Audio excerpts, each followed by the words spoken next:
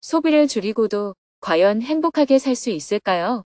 2025년 5월 29일 100일 법문 100일째 경전강의 갈무리 향유법사 추도식 불교사회대학 23강. 안녕하세요. 법륜 스님의 100일 법문 102일째 날입니다. 오늘은 경전 강의와 불교사회대학 강의를 갈무리하는 날입니다. 그리고 지난 4월에 돌아가신 향유 법사님의 추도식도 열렸습니다. 스님은 새벽 수행과 명상을 마친 후 아침 6시에 제21대 대통령 선거 사전투표를 하기 위해 서초삼동 주민센터로 향했습니다. 이른 아침임에도 불구하고 많은 시민들이 투표하기 위해 주민센터 앞에 줄을 서 있었습니다. 스님도 줄을 서서 차례를 기다렸습니다. 소중한 한 표를 행사한 후 스님은 사전투표소 앞에서 투표 독려 영상을 촬영했습니다. 투표는 국민이 주권을 행사할 수 있는 소중한 권리입니다.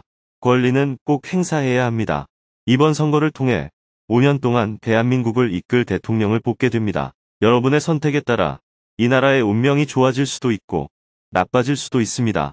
여러분의 권리 행사가 대한민국의 발전에 꼭 필요한 일이니까 기권하지 마시고 한 분도 빠짐없이 투표해 주시기 바랍니다.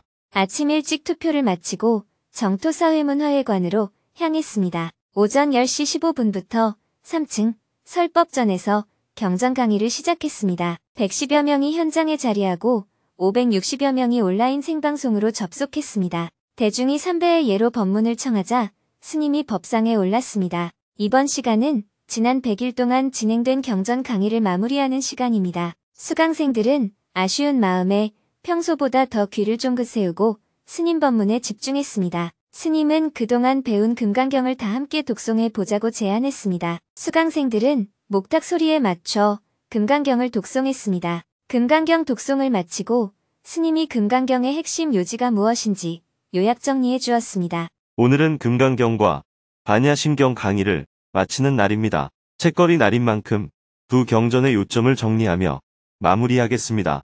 안욕따라 삼맥삼 보리심을 바란 선남자, 선여인이 그 마음을 어떻게 항복받고 어떻게 머물러야 하는가? 이것이 금강경의 주요 질문입니다. 여기서 안욕따라 삼맥삼 보리심이란 최상의 깨달음, 즉 무상정등 정각을 뜻합니다. 이 법을 깨달으면 모든 번뇌가 사라지고 고요 적정한 상태, 즉 열반에 이르게 됩니다. 그러니 수보리의 질문은 곧 어떤 마음을 내야 그런 경지에 이를 수 있습니까? 라는 뜻입니다. 이 질문에 대해 부처님은 일체중생을 구제하겠다는 마음을 내라. 그러나 일체중생을 구제했다고 하더라도 사실은 단 한 중생도 구제받은 바가 없음을 알아라. 하고 대답하십니다. 이것이 바로 금강경의 핵심 내용입니다. 금강경이 전하는 참된 자유의 길. 이것이 법이다. 라고 하면 아상, 인상, 중생상, 수자상에 집착하는 것이고 이것이 법이 아니다. 라고 해도 아상, 인상, 중생상, 수자상에 집착한 것이 됩니다. 이것이 진리다. 라고 해도 그것은 진리가 아니며 이것이 진리가 아니다. 라고 해도 역시 진리가 아닙니다. 왜냐하면 진리란 이것이다, 저것이다 하고 보정할 수 없기 때문입니다. 이것을 무유정법이라고 합니다.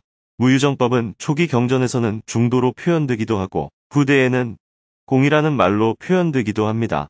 이것을 이해하게 되면 그것이 영혼이다, 그것이 참나다, 그것이 불성이다 하는 것처럼 어떤 개념을 보정적으로 규정하는 모든 말들이 무유정법에 어긋난다는 사실을 알게 됩니다. 무유정법을 제대로 이해하면 어떤 것도 단정해서 말하지 않게 됩니다.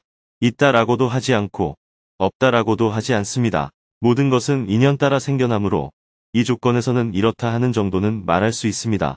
그러나 시공간을 초월한 절대적인 진리로 정해버린다면 이미 진리가 아닙니다. 우리는 항상 단정하는 습관 속에 살고 있기 때문에 무유정법이 처음에는 혼란스러울 수 있습니다. 그러나 단정하는 사고 속에는 늘 모순이 따릅니다.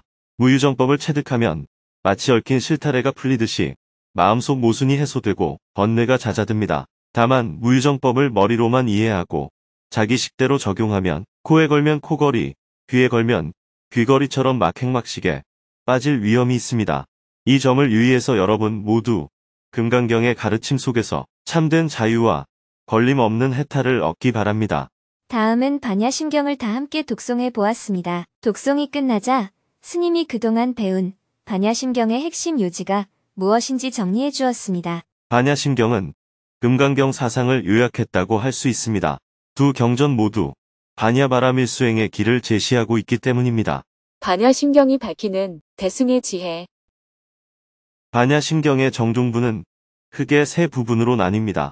첫째, 대승 불교의 반야 사상과 공사상을 이론적으로 설파하는 부분입니다. 제법이 공하다는 점을 다양한 예와 논리로 증명합니다. 공의 세계란 곧 연기의 세계이며 그 안에는 어떤 실체도 없습니다. 생겨남도 사라짐도 없고 늘어남도 줄어듦도 없으며 깨끗함도 더러움도 없습니다. 둘째, 소승 불교의 법집을 비판적으로 지적합니다. 소승은 법에 집착해서 이것이 법이다, 아니다, 저것이 법이다 하며 논쟁을 벌입니다. 그러니 대승의 관점에서 보면 법이란 이것이다, 혹은 저것이다 하고 분별할 수 없는 것이며 분별심 자체를 떠나야 합니다. 그래서 오온 12처, 18개, 12연기 사성제, 심지어 깨달음조차도 공하다고 말합니다. 깨달음을 얻었다는 생각조차 공하다는 것입니다. 셋째, 반야바라밀다는 단지 이론에 그치지 않습니다. 모든 보살이 수행하고 증득한 열반의 길이자 모든 부처가 깨달아 드러낸 진리입니다.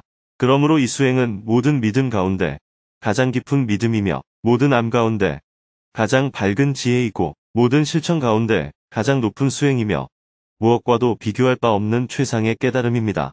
그러니 이 반야바라밀다 수행을 통해서 저 깨달음의 세계, 열반의 세계로 나아가자는 내용입니다. 가세, 저 언덕으로 건너가세, 저 언덕에 이르러 깨달음을 이루세라는 외침으로 마무리됩니다. 단정에서 벗어나라. 금강경과 반야심경 속에 담긴 공존의 가르침. 이렇게 해서 금강경과 반야심경 공부를 마쳤습니다. 두 경전이 우리에게 주는 가장 큰 가르침은 이것이 옳다, 저것이 맞다 하는 단정에서 벗어나라는 것입니다. 그렇다고 아무 생각도 하지 말라는 뜻은 아닙니다. 나는 이렇게 생각한다, 나는 이것을 믿는다, 나는 이것이 좋다 라고 말하는 것은 괜찮습니다. 그러나 이게 옳아, 이게 진리야 하고 단정짓는 순간 우리는 법집에 빠지게 됩니다. 더 나아가 나는 이렇게 생각해 라는 생각을 넘어서 부처님도 이렇게 말씀하셨다, 법륜스님도 그렇게 말씀하셨다라며 권위를 빌리는 것은 더욱 강한 상입니다. 이렇게 권위를 내세우면 문제를 해결하기가 더욱 어렵습니다. 종교는 본래 마음의 평화를 위한 것이지만 권위에 기대게 되면 갈등을 해소하기보다는 더욱 장기화하는 원인이 되기도 합니다. 그래서 종교적 갈등은 천년을 넘도록 지속되기도 합니다. 사람은 아무리 고집이 세도 내가 틀릴 수도 있다 하는 생각을 가질 수가 있습니다.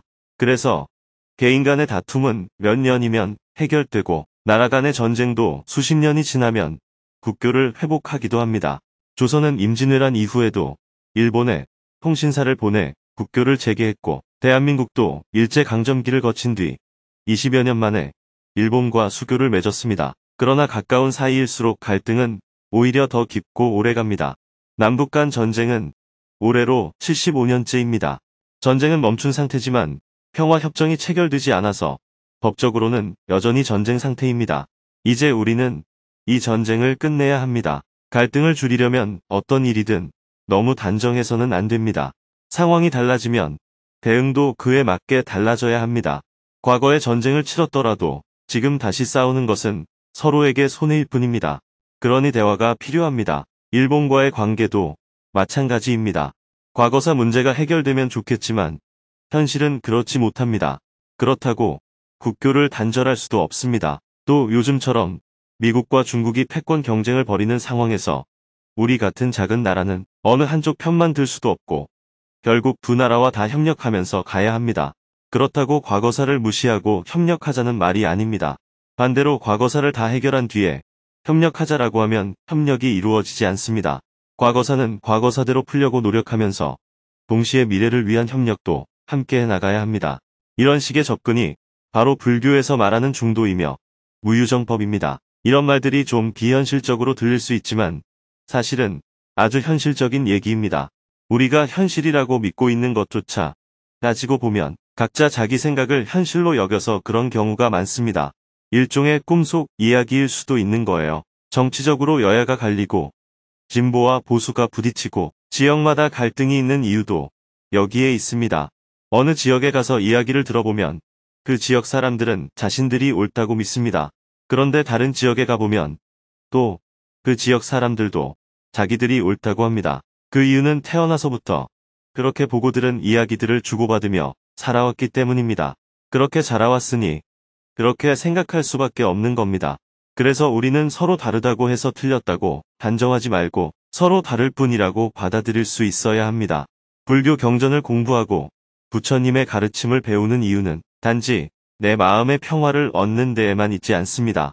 우리 사회에 존재하는 갈등을 조금 더 지혜롭게 풀어가기 위해서도 부처님의 가르침을 배워야 합니다. 우리는 흔히 누군가가 나와 다르면 틀렸다고 생각해서 갈등을 일으키곤 합니다. 그러나 서로 다름을 인정하고 이해하면 그 다름은 오히려 다양성이 됩니다. 이런 관점을 가지면 서로 다른 생각들이 함께 어우러질 수 있는 사회를 만들어갈 수 있습니다. 이 말씀을 끝으로 금강경과 반야심경 강의를 모두 마치겠습니다. 이로써 경전 강의를 모두 마쳤습니다. 다음은 경전 강의를 갈무리하는 시간을 가졌습니다. 100일 동안 강의를 해주신 스님께 감사의 마음을 담아 꽃다발을 전달했습니다. 이어서 100일 동안 경전 강의가 진행될 수 있게 곳곳에서 소임을 맡아준 봉사자들을 스님이 직접 소개해 주었습니다. 정포회에는 월급을 받는 직원이 없습니다. 모든 운영이 자원봉사자들에 의해 이루어지고 있습니다. 오늘은 경전 강의를 진행해준 자원봉사자들을 소개해드리겠습니다. 모두 앞으로 나와주세요. 수강생 모두가 큰 박수로 감사의 마음을 전했습니다. 함께 기념사진을 찍고 나서 스님이 격려의 말씀을 해주었습니다. 격려의 말을 해달라고 해서 격려를 드립니다.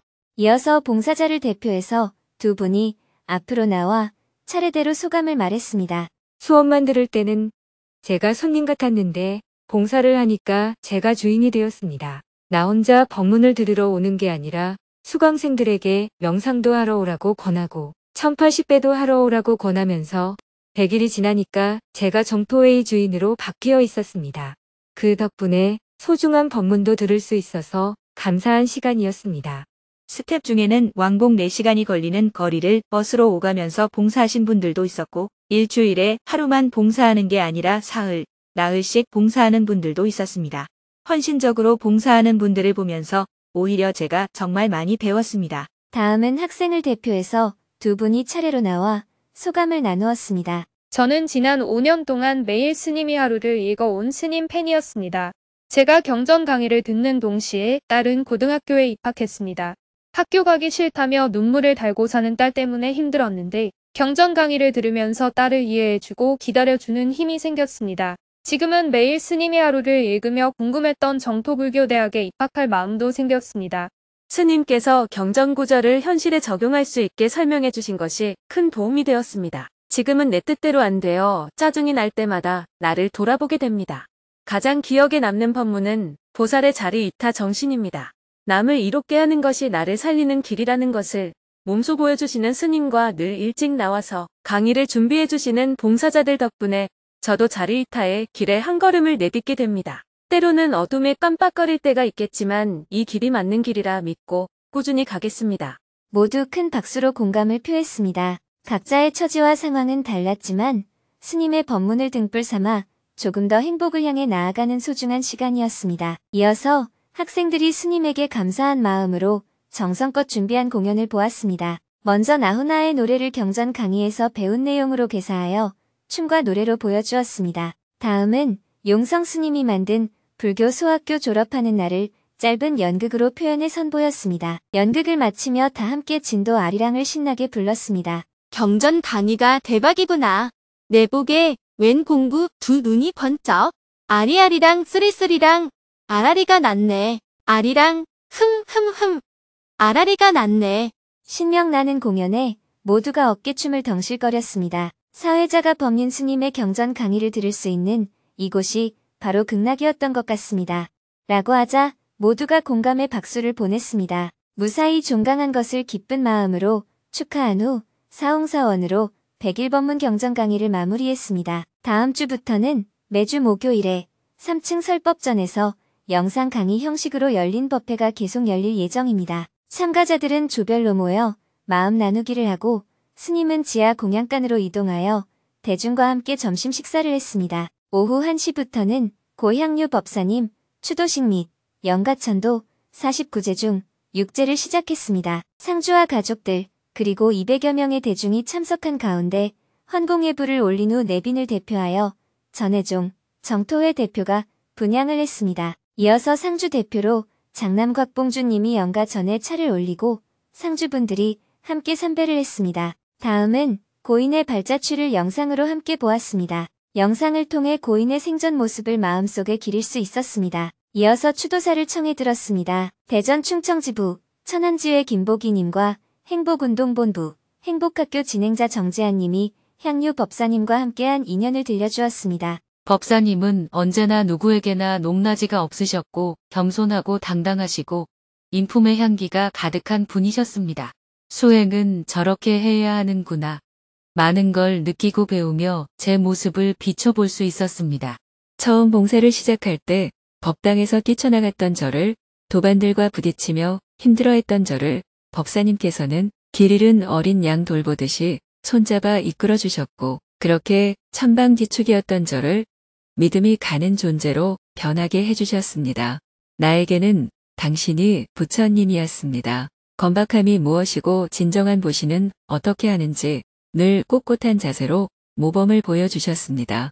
추도사를 듣고 나니 법사님 생전의 온화한 모습이 생생히 그려지는 것 같았습니다. 다음은 정토회 천안지회 회원들이 추모곡을 합창했습니다. 이승철의 그런 사람 또 없습니다가 설법전에 울려 퍼지자 모두가 향유 법사님을 떠올리며 눈시울을 붉혔습니다. 이어서 고인의 왕생극락을 발언하며 영가천도곡 고운님 잘 가소서를 함께 불렀습니다. 고인을 향한 그리움과 감사의 마음이 노랫말에 실려 조용히 흐르듯 퍼져나갔습니다. 참석한 대중은 삼배의 예로 스님에게 천도 법문을 청했습니다. 스님은 향유 법사님이 정토회에 어떤 기여를 했는지 이야기한 후 우리가 어떤 마음을 가져야 진정으로 고인을 추모하는 것이 되는지 이야기해 주었습니다. 오늘은 향유 법사님의 영가를 천도하기 위한 77제, 49제 중 6번째 제인 6제에 해당하는 날입니다. 향유 법사님은 정토회가 대전 지역에 뿌리를 내리는데 그치지 않고 충청남도와 충청북도는 물론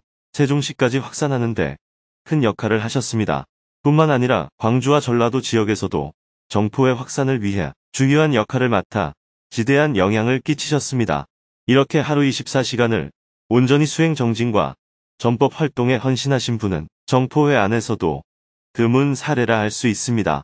그래서인지 향유 법사님의 빈자리가 더욱 크게 느껴지고 정토회 회원들 사이에서 그리움도 깊어져 오늘 추도식에 많은 분이 함께한 것 같습니다. 그러나 수행적 관점에서 보면 부처님과 같은 위대한 스승이 돌아가셨을 때도 수행자들은 슬픔에만 머무르지 않았습니다.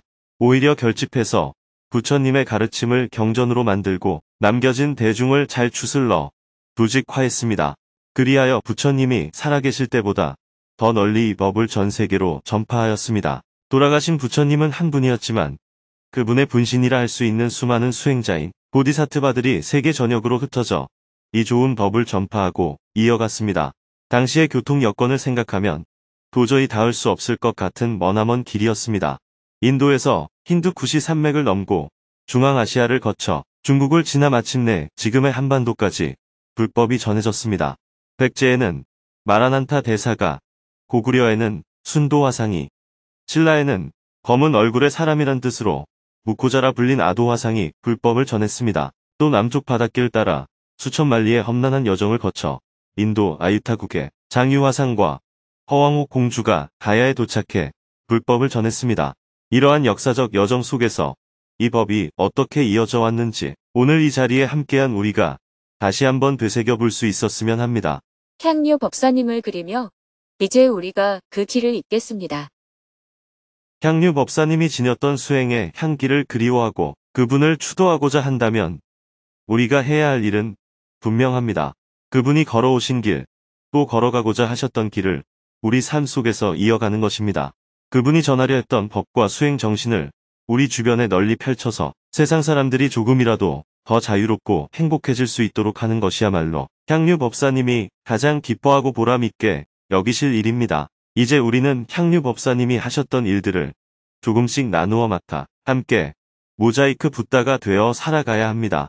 그렇게 한다면 법사님이 살아계실 때보다 더 많은 일들을 해내고 더 깊은 수행을 이룰 수 있을 것입니다. 이 좋은 부처님 법을 전국 방방곡곡으로 널리 전해야 하고 종교가 다르거나 세대가 달라도 그들의 눈높이에 맞게 문턱을 낮춰 전법을 해야 합니다. 나아가 한국을 넘어 세계로 언어의 장벽을 넘어 법을 전하는 일 또한 계속되어야 합니다. 이것이 오늘 우리가 향유 법사님을 추도하며 가슴 깊이 새겨야 할 다짐입니다.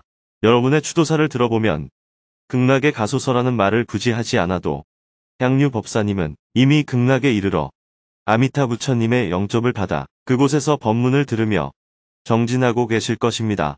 그렇다고 천도제가 불필요하다는 뜻은 아닙니다. 우리가 그렇게 알고 있지만 혹시라도 남아있을지 모를 여지를 덜어내고 완전함을 기하고자 천도제를 지내는 것입니다. 저는 향유 법사님이 극락에 갔을 뿐만 아니라 그 안락함마저도 뿌리치고 다시 우리가 있는 이곳으로 오셔서 함께 수행하고 전법하고 실천 활동을 하지 않을까 싶습니다. 나라고 할 것이 본래 없기에 그분이 어떤 이름을 가지고 이곳으로 돌아오는 것이 아니라 여러 다른 모습으로 여러분 속에 내재되어 활동하실 것이라고 생각합니다. 오늘 향유 법사님의 제의를 맞아 여러분이 그분의 수행과 전법, 봉사하는 삶을 본받아 자신의 길로 삼고 발심한다면 향유 법사님은 이미 내 안에 되살아나 함께 있는 것이 됩니다. 내가 그렇게 발심하지 않는다면 그분이 비록 우리 곁에 있어도 그분을 알 수 없을 것입니다. 그러므로 우리는 단순히 추도하는 데 그칠 것이 아니라 그 뜻을 이어받아 지니는 마음가짐이 필요합니다. 오늘 우리가 이 자리에서 그런 발심을 한다면 이미 향유 법사님은 천도가 다 된 것이나 다름없습니다. 그러면 더 이상 울며 슬퍼할 일도 없고 아쉬워할 일도 없습니다. 이미 나의 일부로서 내 안에 살아 숨쉬고 있기 때문입니다. 우리는 이렇게 새로 발심함으로써 향유 법사님을 천도해야 합니다. 정토회는 부처님의 가르침을 따라 수행 정진하고 남는 힘으로 전법하고 정토를 실현하는 수행자들의 모임입니다. 과거에 연연하면 슬픔과 아쉬움만 남지만 미래를 내다보면 희망과 기쁨이 우리 앞에 펼쳐집니다. 향유 법사님의 칠칠제를 회양하면서 모두가 과거를 잊고 미래로 나아가기를 바랍니다. 법문을 마음에 새기며 입정을 한 후 영가의 천도를 발언하며 다 함께 장어면부를 독송했습니다. 상주들이 먼저 영단에 차를 올리고 이어서 대중이 차례로 나와 차를 올렸습니다. 영가천도 기도가 끝나고 향유 법사님의 동료와 지인으로부터 한 말씀 듣는 시간을 가졌습니다. 향연 법사님과 김정민님이 소회를 나누어 주었습니다. 소회를 듣다 보니 수행자로서 올곧게 살아오면서 늘 맑은 미소를 잊지 않으셨던 고인의 모습에 새삼 고개가 숙여졌습니다. 이어서 향유 법사님이 우리에게 주었던 사랑을 잊지 않겠다는 마음을 담아 다 함께 사랑으로를 불렀습니다. 서로 손을 맞잡고 노래를 부르며 따뜻한 나눔을 실천한 향유 법사님을 생각했습니다. 다음은 상주 대표로 곽봉주님이 참석한 대중에게 인사말을 했습니다. 많은 분들이 추모식에 참석해 주셔서 감사합니다. 사실 어머니는 오래전에 출가하셨기 때문에 소속이 우리 집이 아닙니다. 집에서도 우리 엄마가 아니라 법사님이라고 생각할 때가 더 많았고요. 그래도 어쨌든 제가 상주이니 오늘 이 자리에 참석해 주신 것에 감사 인사를 드리긴 해야 할 것 같습니다. 오늘 추모식을 하는데 눈물이 많이 났습니다. 어머니와 사이가 좋았기 때문에 더 슬펐던 것 같습니다. 제가 어머니에게 애착이 많다는 사실을 살펴볼 수 있는 시간이었습니다. 저도 어머니를 간병하면서 큰 선물을 받았는데 여러분도 각자 어머니로부터 받은 선물을 잘 간직하며 사셨으면 좋겠습니다. 마지막으로 고인의 남편인 곽영술 거사께서 추모식을 마무리하는 인사 말씀을 해주었습니다. 집사람은 전법을 할 때도 그랬고 매사 끈질기게 하는 성품을 갖고 있었어요. 오늘 말해보고 안 되면 내일 또 말하고 이번 달에 말해보고 안 되면 다음 달에 또 말하고 봄에 말해보고 안 되면 가을에 또 말하고 그랬습니다. 저를 깨달음이장에 보낼 때도 그랬어요. 제가 가지마 하고 딱 거절을 하니까 야금야금 설득을 하면서 그럼 당신부터 먼저 쳐다보고 와. 이렇게 말하는 겁니다. 그렇게 해서 저도 정토회와 인연이 되어서 벌써 30년이 지났습니다. 지금 돌아보니까 집사람이 저한테 준 가장 큰 선물이 정토회와 인연을 맺게 해준 것이 아닌가 하는 생각이 듭니다. 제가 그동안 집사람 말을 안 듣고 속 많이 썩였는데 남은 생은 정토회에서 도반들 말 잘 들으면서 봉사하며 살겠습니다.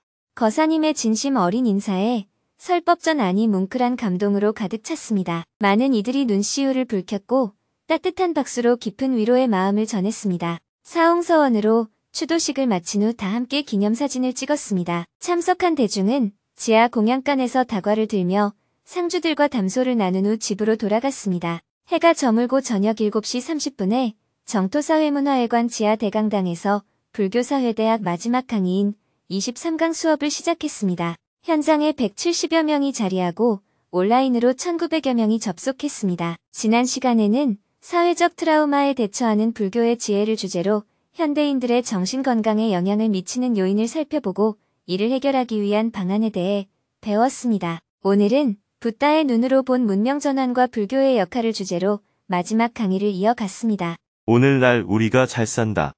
라고 여기는 기준은 많이 생산하고 많이 소비하는 것입니다. 심리적으로도 소비를 많이 하면 잘 사는 것이고 소비 수준이 높을수록 잘 사는 것으로 여겨집니다. 그래서 지금 우리가 잘 사는지 아닌지를 가늠하는 기준이 소비 수준에 달려 있다고 볼 수 있습니다. 많이 소비하는 것이 잘 사는 것이다. 정말 그럴까요? 그런데 소비를 하려면 그만큼 생산도 따라줘야 합니다. 대량으로 소비하려면 대량 생산이 뒷받침되어야 한다는 것입니다. 과거에는 대량 생산을 가능하게 하려고 노예를 동원했습니다. 소수가 다수를 지배하며 필요한 물자를 만들어냈던 것입니다. 그러다가 땅을 많이 가진 사람이 넓은 토지를 이용해 대량 생산을 하면서 부를 쌓았습니다. 이후 산업사회로 접어들면서 자본과 기술을 앞세워 지금의 대량 생산 체제가 자리 잡게 되었습니다. 그런데 이런 대량 생산 체제는 많은 자원을 필요로 합니다. 그래서 결국 자원 고갈이라는 문제에 부딪히게 되었습니다. 그렇다면 자원 부족 문제를 어떻게 해결할 수 있을까요? 첫째, 경쟁을 통해 자원을 확보하는 방법입니다. 요즘 트럼프 대통령이 보여주는 방식처럼 힘으로 밀어붙여 자원을 확보하는 것입니다. 하지만 이 방식은 자칫하면 전쟁으로 이어질 위험이 있습니다. 둘째, 기술을 통해 인공 자원을 만들어내는 방법입니다. 대표적으로 플라스틱이 있습니다. 그러나 이것도 문제가 있습니다.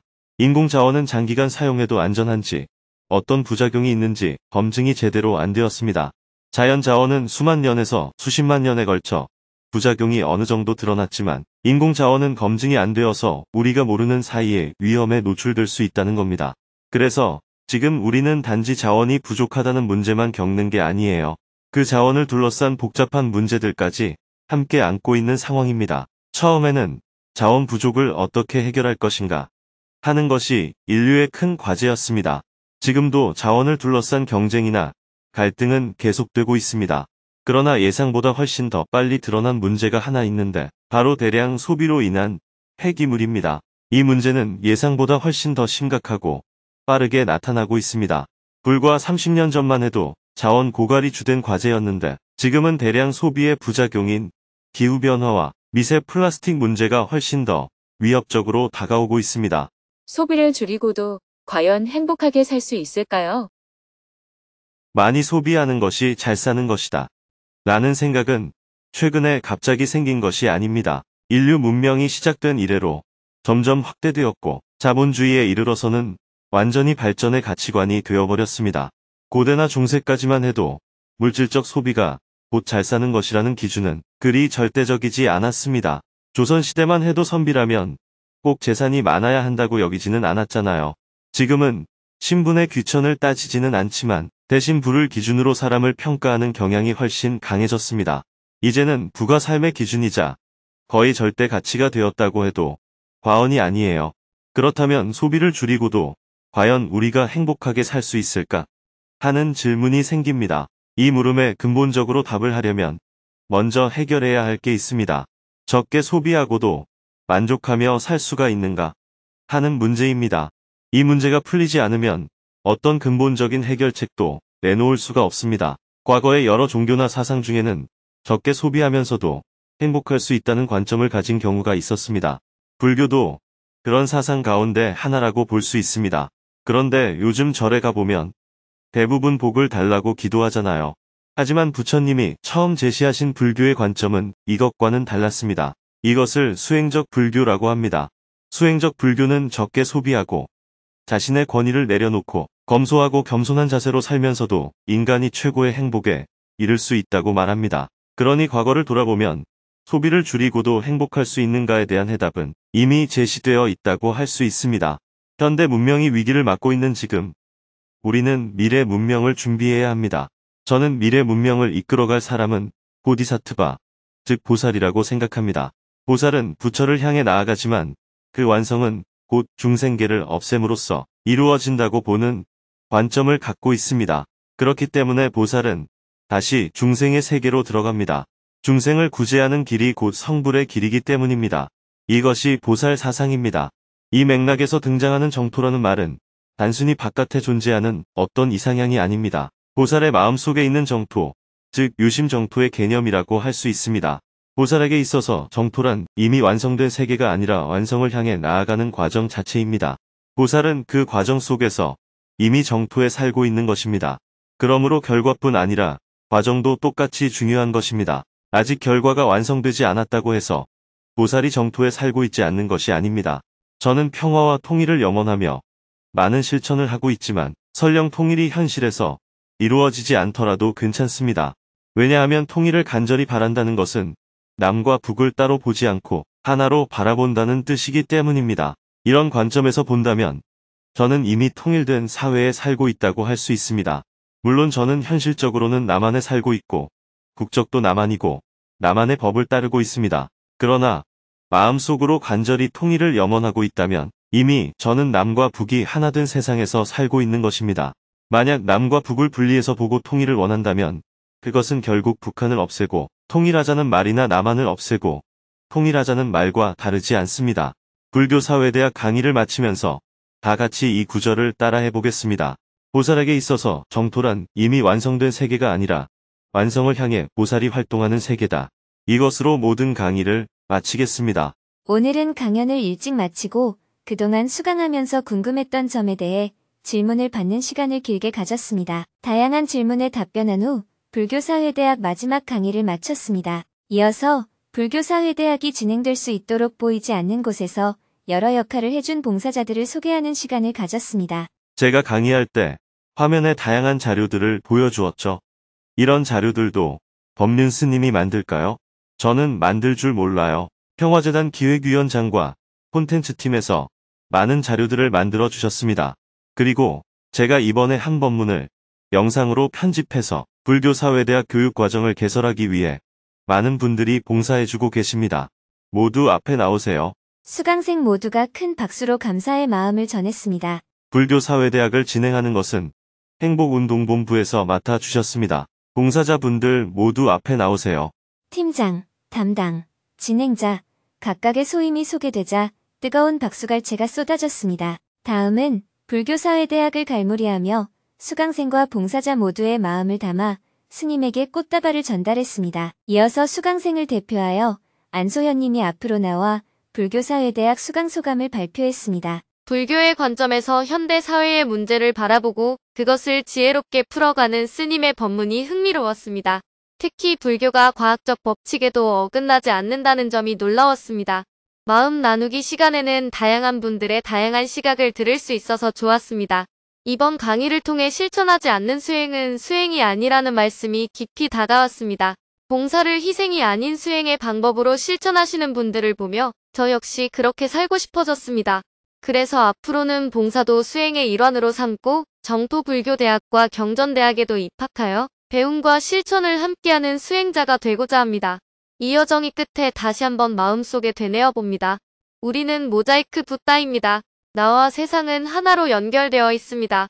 다음은 봉사자를 대표하여 진행자 소임을 맡은 오희석 님이 소감을 말했습니다. 저는 청주에서 일주일에 2번 서울로 올라와 봉사를 했습니다. 불교사회대학을 마치고 집에 도착하면 밤 12시가 넘었습니다.